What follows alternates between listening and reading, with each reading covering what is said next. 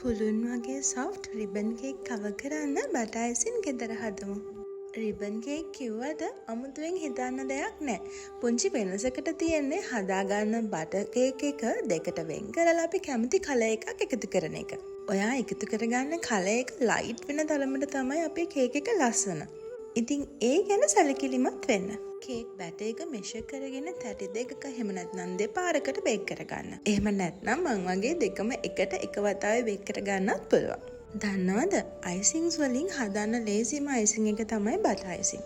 Butter ටික colour එක වෙනස් වෙනකම් බීට් කරගෙන පොඩ අයිසින් සුගර් එකතු කරන්න. ඊළඟට ෆ්ලේවර් එක වැඩි වෙන්න වැනිලායි කිරි එකතු කරනවා. මේවා හදන්න ඕන ගන්න ඉන්ග්‍රීඩියන්ට්ස් වල ඩිස්ක්‍රිප්ෂන් එකේ ලිස්ට් කරලා තියෙනවා.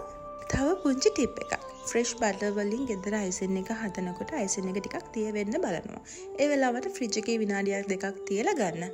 බටර් අයිසින් බීට් එකේ හදනවා නම් ඔයාට යන්නේ විනාඩි දෙකමාරක් වගේ.